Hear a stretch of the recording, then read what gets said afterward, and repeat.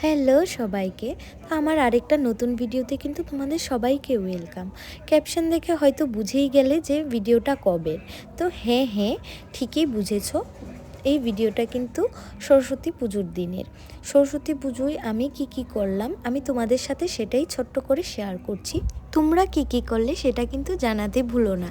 সেই ছোটোবেলা থেকে কিন্তু দেখে এসেছি সরস্বতী পুজো মানেই ভোরবেলা উঠে হলুদ দিয়ে স্নান করা, আলমারি খুঁজে মার সুন্দর শাড়িটা বের করে সাথে কাচের চুড়ি আর ছোট্ট বিন্দি লাগিয়ে স্কুলে গিয়ে বন্ধুদের সাথে অঞ্জলি নেওয়া, প্রসাদ খাওয়া আর কিন্তু বন্ধুদের সাথে জমিয়ে আড্ডা দেওয়া।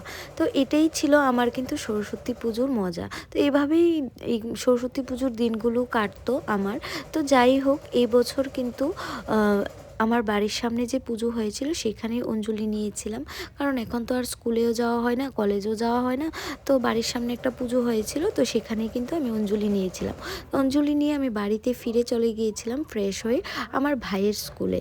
তো ভাইয়ের স্কুলে গিয়ে যখন আমি ছোট বোন ভাইদের দেখেছি, ছেলেরা পাঞ্জাবি পরে আছে, মেয়েরা শাড়ি পরে আছে, এগুলি দেখে কিন্তু নিজের দিনগুলোর কথা অনেক মনে পড়ে গিয়েছিল।